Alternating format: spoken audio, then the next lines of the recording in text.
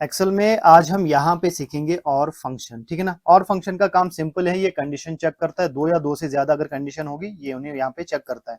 देखिए ये हमें रिटर्न में या तो ट्रू यहाँ पे प्रोवाइड करता है या तो हमें ये फॉल्स प्रोवाइड करता है रिजल्ट में, ठीक है।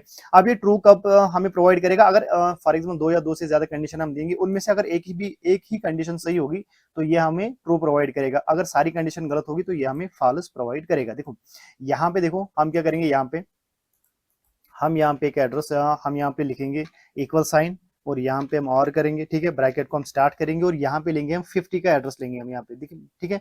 50 को हमने यहाँ पे सिलेक्ट किया, इसका एड्रेस यहाँ पे आ गया। इसको हम चेक करेंगे क्या ये ग्रेटर देन इक्वल टू 80 है, ठीक है। ये एक कंडीशन हमने यहाँ पे दे दी। अब दूसरी कंडीशन देंगे 59% को, यहाँ पर हम इसको हम चेक करेंगे क्या ये ग्रेटर देन या इक्वल टू 60% है, इस तरीके से। क्लियर। यहाँ पे ब्रैकेट क्लोज, एंटर करेंगे, यहाँ पे क्या आ गया, यहाँ पे फॉल्स आ गया।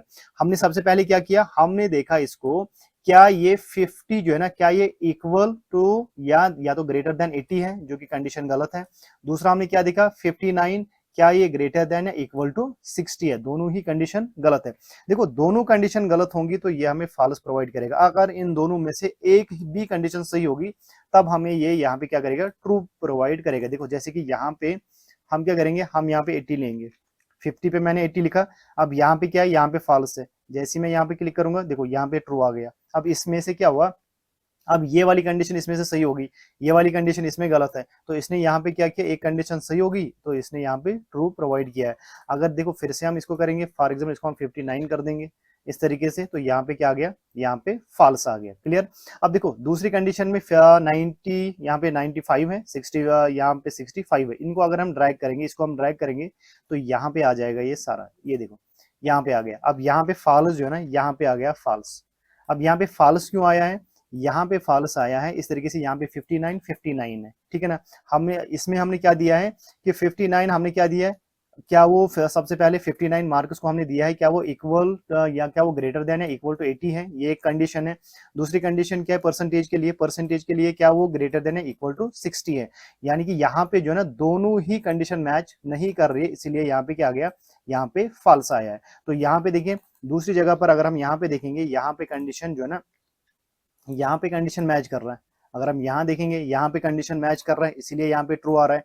यहाँ पे कंडीशन मैच नहीं कर रहा है तो इसीलिए यहाँ पे क्या आ गया, फॉल्स आ गया।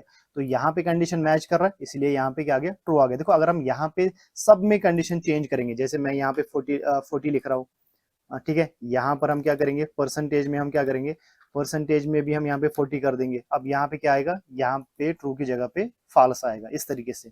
इस तरीके से अगर हम यहाँ पे चेंज करेंगे 55, परसेंटेज में 55 चेंज करेंगे तो यहाँ पे आ गया फॉल्स। इसी तरीके से देखो दोनों ही कंडीशन अगर यहाँ पे गलत होंगी तो यहाँ पे फॉल्स आ गया, फॉल्स आ जाएगा। अगर एक भी कंडीशन सही होगी तो यहाँ पे क्या आएगा, यहाँ पे ट्रू आएगा। देखो यहाँ पर भी मैं कर रहा हूँ इस तरीके से, अब हर जगह यहाँ पे क्या है, यहाँ पे फॉल्स है, क्योंकि सारी कंडीशन यहाँ पे मैच नहीं कर रही है। जैसे हम फॉर एग्जांपल यहाँ पे 80 में कर देता हूँ, अब यहाँ पे पहले ट्रू आ जाएगा, देखो यहाँ पे ट्रू आ गया क्योंकि एक कंडीशन यहाँ पे सही हो गई है, ठीक है।